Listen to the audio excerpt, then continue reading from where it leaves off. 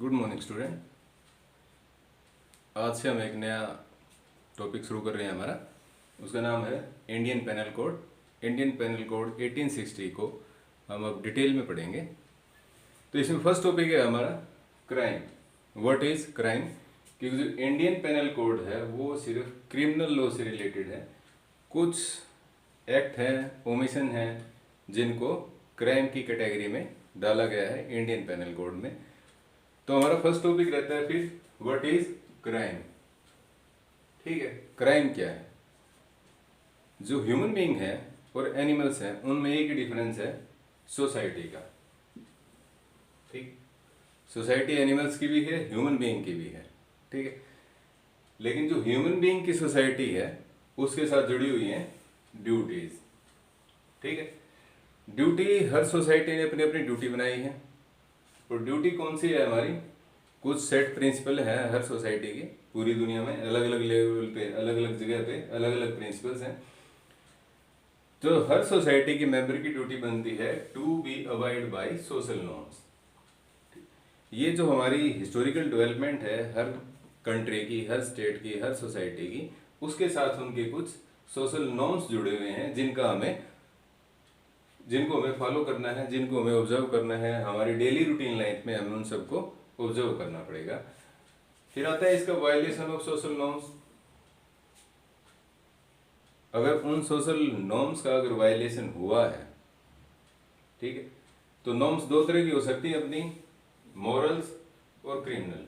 ठीक है, moral norm वो है जो पनिशेबल नहीं हो सकते, कुछ केसेस में हो सकते हैं। और क्रिमिनल वो है कोई भी एक्ट ओमिशन जिसमें हमें पनिशमेंट पक्का मिलनी है।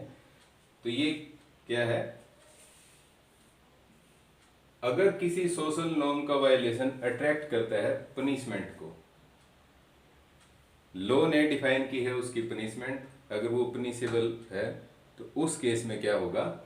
वो एक क्रिमिनल रॉन्ग होगा और वो क्राइम की डेफिनेशन में फॉल करेगा। ठीक है, मॉरल और क्रिमिनल रॉन्ग किस पे डिपेंड करता है? वो सोसाइटी से सोसाइटी डिफर करता है। फर्स्ट इसमें आता है पब्लिक ओपिनियन। ठीक, पब्लिक ओपिनियन पे भी है ऐसा। इसका रीजन है, फॉर एग्जांपल एक छोटा सा एग्जांपल है, हम सभी ने पढ़े हिंदू लॉज, मुस्लिम लॉज। ठीक है, हिंदू मैरिज एक्ट 1956 से पहले हिंदू जो मेल था उस पे किसी तरह की कोई कंडीशंस नहीं थी कि वो कितनी मैरिज कर सकता है। ठीक है, जबकि मोहम्मदन लॉ मॉडर्न लॉज के हिसाब से पहले से ही कोडिफाइड है। उसमें कंडीशन है कि 4 मैरिज वो कर सकते हैं, लेकिन चारों वाइफ का स्टेटस इक्वल होना चाहिए। 1956 में, ठीक है, 56 से पहले सेकंड मैरिज करना मोरली रॉन्ग था हिंदूज के लिए, क्योंकि एक पत्नी व्रत जो था सोशल पॉलिसी थी उस टाइम की, तो सिंगल वाइफ होना चाहिए, एक जो नियम था उस टाइम वो था। लेकिन 1956 पहले वो मोरल रॉन्ग था। 1956 में हिंदू मैरिज एक्ट बन के जब से आया तो उसके बाद सेकंड मैरिज क्या होगी? Criminal wrong. अब वो क्या फॉल करेगी? क्राइम की डेफिनेशन में फॉल करेगी, क्योंकि हिंदू मैरिज एक्ट का सेक्शन 5 है अपना, उसमें बाइगेमी को प्रोहिबिट किया गया। और इसी तरह इंडियन पेनल कोड में भी फिर प्रोविजन है बाइगेमी का। अगर एक वाइफ और हस्बैंड होती है, अगर सेकंड मैरिज होती है तो उस केस में वो पनिशेबल ऑफेंस है। अब क्या हुआ? पहले पब्लिक ओपिनियन था कि सेकंड मैरिज हो सकती है, 1956 में लॉ बना और वो जो एक मोरल रॉन्ग था सेकंड मैरिज, जिसको मोरल रॉन्ग में कवर करते थे, अब वो क्या है? एक क्रिमिनल रॉन्ग है। दूसरा, सोशल एंड मोरल वैल्यूज। ठीक है, 1956 से second marriage, third marriage, fourth, fifth, seventh, eighth सारी की सारी हिंदू मैरिज एक्ट में अलाउड थी।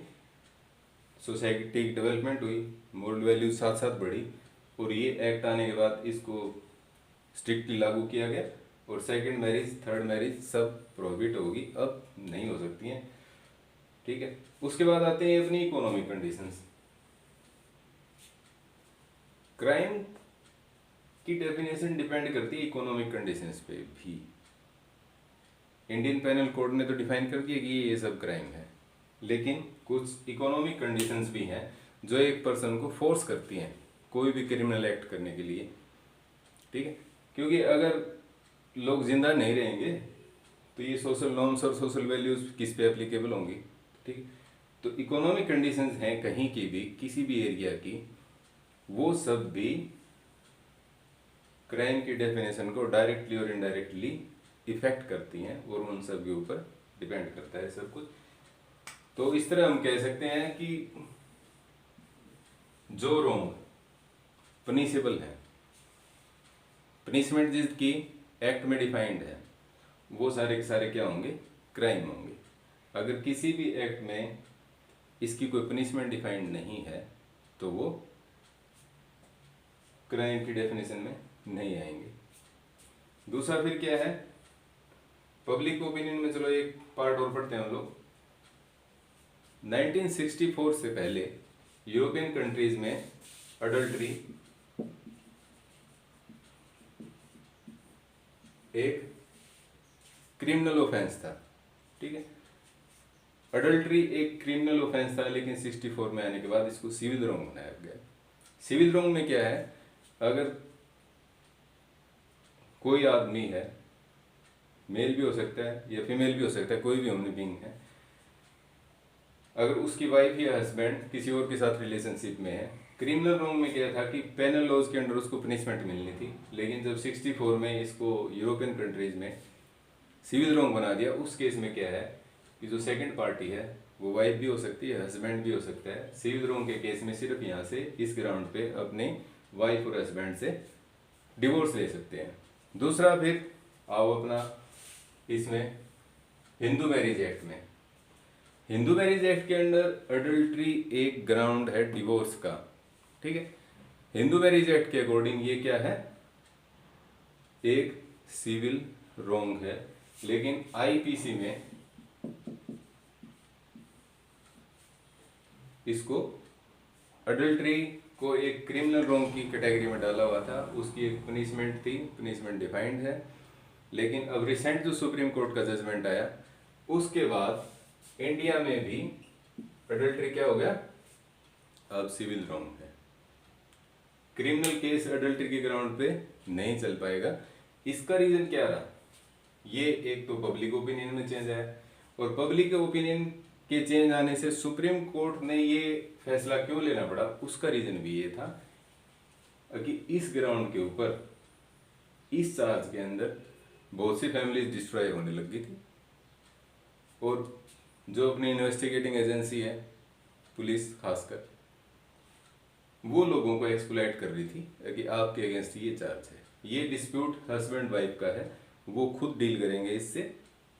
अगर उनको साथ रहना है तो साथ रहेंगे, अगर नहीं रहना तो वो नहीं रहेंगे। पुलिस का इंटरफेरेंस उन दोनों के बीच में से खत्म किया गया। अब ये क्या है, अपना मैरिज एक्ट के अकॉर्डिंग सिविल रोंग है। अगर आपका हस्बैंड या वाइफ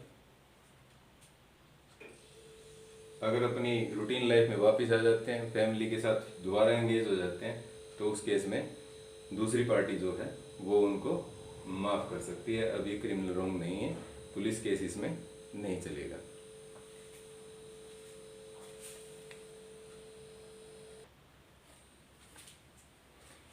नेक्स्ट हमारा डेफिनेशन ऑफ क्राइम, ठीक है।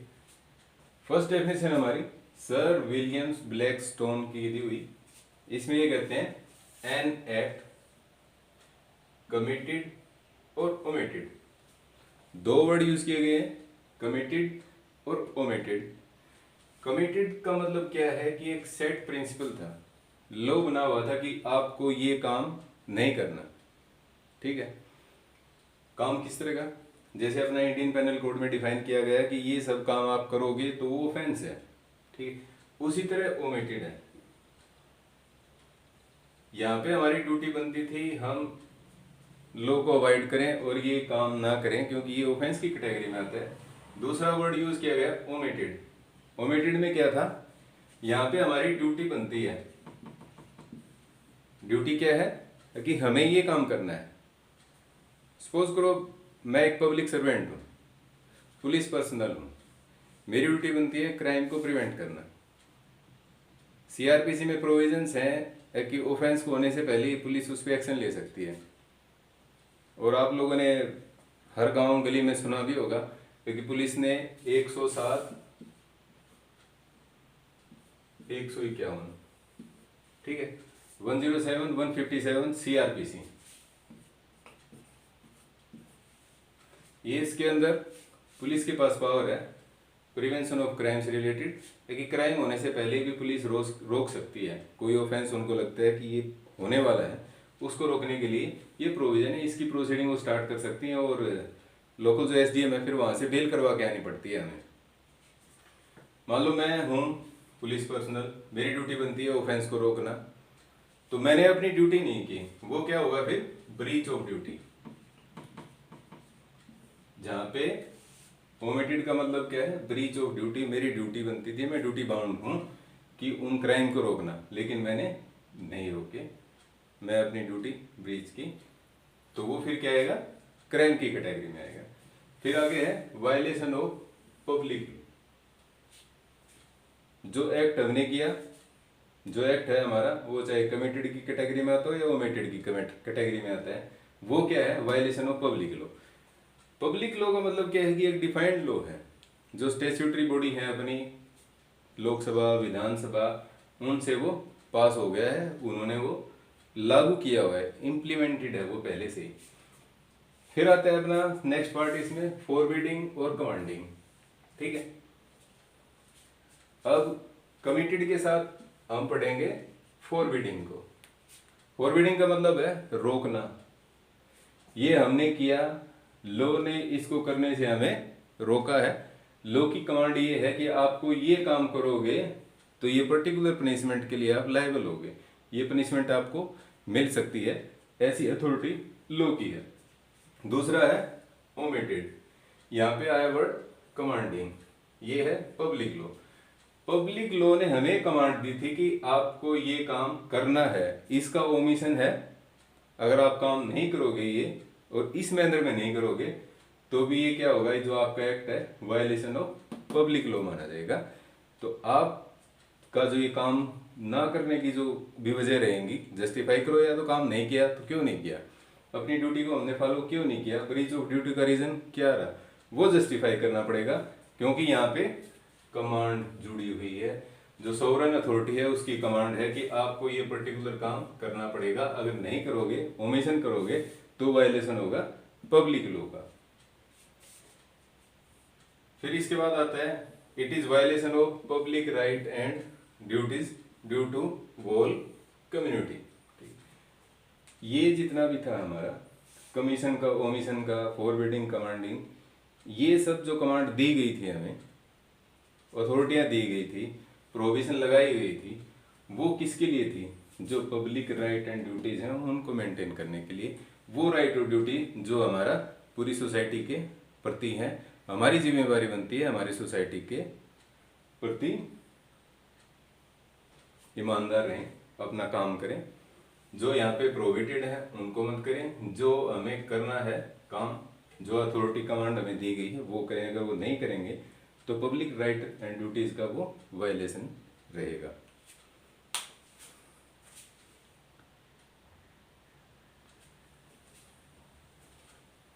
नेक्स्ट डेफिनेशन है ऑस्टिन की। ऑस्टिन ने क्राइम को डिफाइन किया गया कैसे, ऑस्टिन की एक कमांड थ्योरी आप उधर जूरिस्प्रूडेंस में पढ़ी होंगी, उसमें ऑस्टिन ने डिफाइन किया है what is law, law is command of sovereign.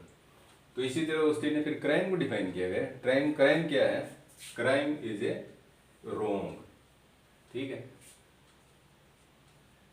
Pursuant by the sovereign और इज सबऑर्डिनेट, वो सब रोंग जो कि सोवरेन ने या उसके सबऑर्डिनेट ने प्रोहिबिट किया है, काम करने से हमें मना किया गया है, वो सब क्या होंगे, क्राइम होंगे। इसी तरह फिर बेंथम है, बेंथम ने डिफाइन किया है offence are whatever the legislature has prohibited for good और bad reasons. Whatever legislature has prohibited for good और बैड रीजंस। जो प्रोविजन लेजिस्लेचर ने लगा दी, लेजिस्लेचर में इंक्लूड करते हैं हम पार्लियामेंट और विधानसभा, स्टेट लेजिस्लेचर, उन दोनों को इंक्लूड करते हैं। रीजन चाहे गुड हुए या बैड हुए, वही वही एग्जांपल देखो, 1956 से पहले हिंदू मैरिज एक्ट में कितनी मैरिज करो, मैरिज अच्छी थी, कोई बुराई नहीं थी उनमें। लेकिन 56 में लेजिस्लेचर ने उसमें प्रोविजन लगा दी कि आप सेकंड मैरिज नहीं कर सकते पहले हस्बैंड वाइफ के होते हुए, रीजन चाहे गुड हुए हो चाहे बैड हुए हो, लेकिन प्रोविजन किसने लगाई, लेजिस्लेचर ने। तो अगर इसका वायलेशन हम करेंगे तो अपने आप में क्राइम है। फिर उसके बाद मान लो ये है अपना सती, सती प्रोविजन एक्ट है, बहुत पहले आया था।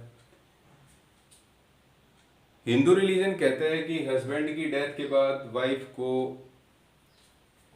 अपने पति के साथ जाना पड़ेगा। पुराना लोग कहता है कभी का कि वाइफ जिंदा अपने पति के साथ जलेगी, वही था। लेकिन राजा राम मोहन राय हमारे देश के बहुत ही अच्छे समाज सुधारक हुए हैं, वुमेन्स राइट की उन्होंने बात की, उन्होंने प्रोटेस्ट किया और ब्रिटिश पार्लियामेंट से इसके अगेंस्ट सती प्रोविजन एक्ट उन्होंने पास करवा दिया। उस एक्ट के पास होने के बाद सती क्या है, एक ऑफेंस है। और इस एक्ट से पहले जो सती हुई उनको एक महिमा मंडन होता था, उनको देवी मानते थे लोग, उनकी पूजा होती थी ताकि उसने सेक्रीफाइस किया रिलीजन के। लेकिन ये एक्ट आने के बाद सती प्रोविजन एक्ट आया, उसके बाद सती क्या हो गया, अब ऑफेंस हो गया। ठीक है, तो इसी तरह लेजिस्लेचर की जो कमांड है, कहीं पे जहाँ भी लेजिस्लेचर ने बैन लगा दिया, रीजन अच्छे हो या बुरे हों उससे कोई फर्क नहीं पड़ता, तो वो अगर उसका हम वायलेशन करेंगे वो सब क्या होंगे, क्राइम, क्राइम माना जाएगा वो सब।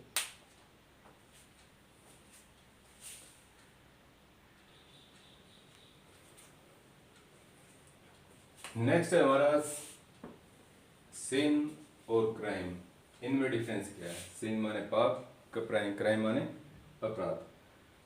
अपराध और पाप जो दो कैटेगरी है उनमें डिफरेंस क्या है। पहला है act against the order of religion, कोई भी एक्ट है हमारा अगर वो रिलीजियस ऑर्डर के अगेंस्ट है तो वो सिन में आएगा, पाप की कैटेगरी में आएगा। दूसरा क्राइम क्या है, act against order of law. ठीक है, ऑर्डर जो स्टेट ने पास किया उसके अगेंस्ट हमारा कोई एक्ट है, वो सब किस में आएंगे, क्राइम की कैटेगरी में आएंगे। और जो अपना डिवाइन लॉज है, रिलीजियन जो अपना है, उसके अगेंस्ट जितने भी अपन करेंगे, एक्ट भी हो सकता है, ओमिशन भी हो सकता है, वो सिन की कैटेगरी में आएगा, यानी कि वो पाप माना जाएगा।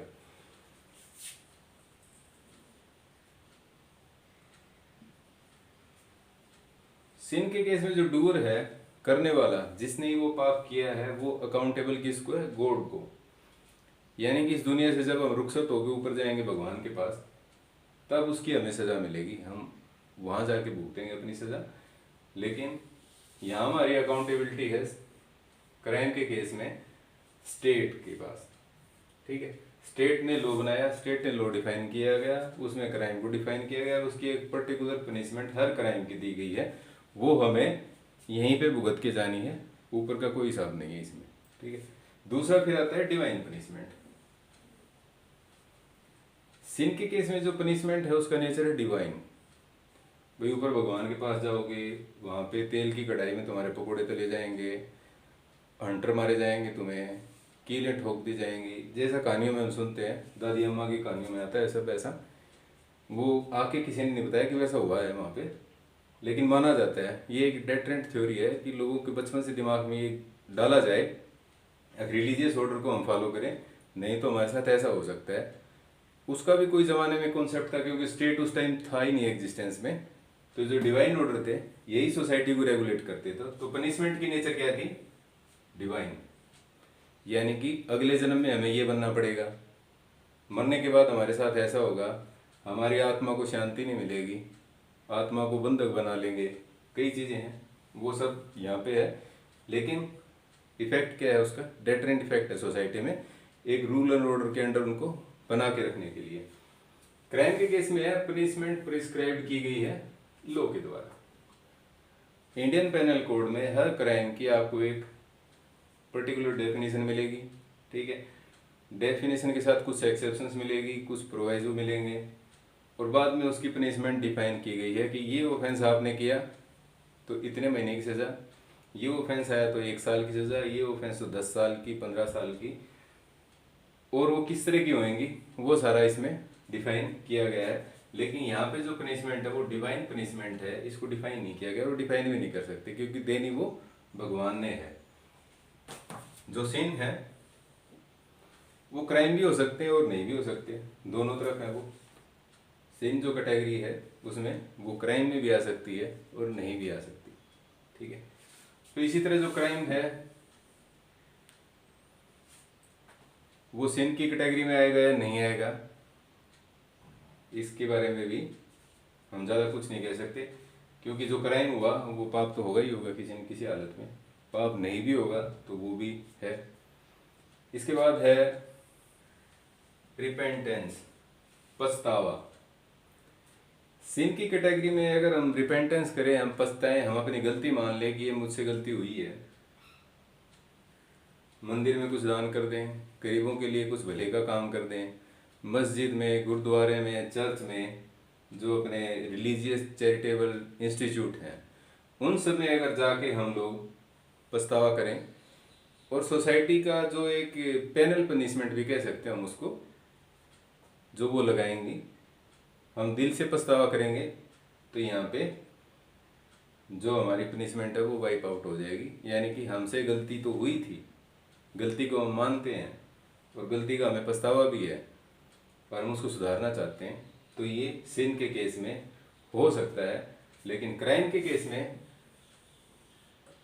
पनिशमेंट स्टेट ने डिफाइन कर रखी है, वो पनिशमेंट आपको भुगत के ही आनी पड़ेगी। वो इम्प्रिजनमेंट भी हो सकती है, फाइन भी हो सकता है, दोनों भी हो सकते हैं। तो ये सब क्राइम और सिन के बीच का डिफरेंस रहा।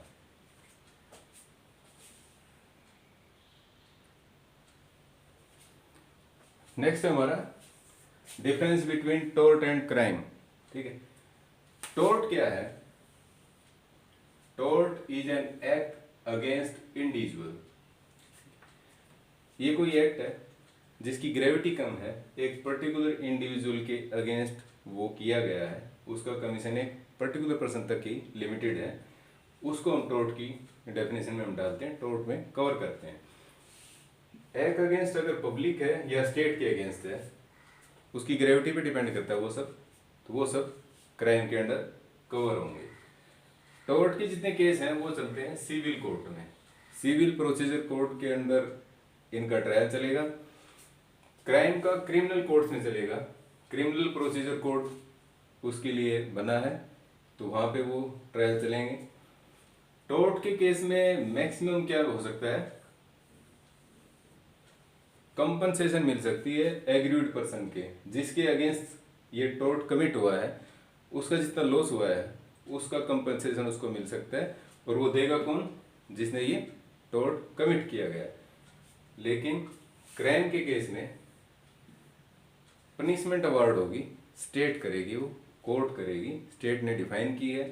क्रिमिनल कोर्ट में जब ट्रायल चलेगा, ट्रायल चलने के बाद वो पनिशमेंट उनको दी जाएगी, वो उसको भुगतनी है।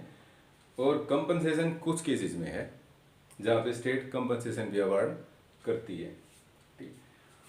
जो टोर्ट का केस है वो कभी क्राइम नहीं हो सकता। उसका रीजन क्या है कि इसकी जो ग्रेविटी है, इंटेंसिटी है, वो बहुत ही लो है। बहुत से लोग उसको कंप्लेंट ही नहीं करते उसके अगेंस्ट। टोर्ट के केस आप लोगों ने टोर्ट में पढ़ा होगा, एक्सपोज करो हमारा घर है, ये बीच में ये ए का घर है, ये बी का घर है, बीच में ये दीवार है, ए अपने घर में लाउड म्यूजिक बजा रहा है, बी को परेशानी तो हो रही है लेकिन क्रिमिनल ऑफेंस नहीं है क्योंकि अपने घर में बजा रहे हैं। दूसरा, फिर यहाँ पे मान लो कोई ट्री है, बड़ा पेड़ है, थोड़ी टहनियाँ इधर भी चली गई, पेड़ को पता नहीं है ना कि हमारा मालिक तो इधर ही है, बीच में दीवार भी आ गई, तो पेड़ की कुछ टहनियाँ उधर चली गई।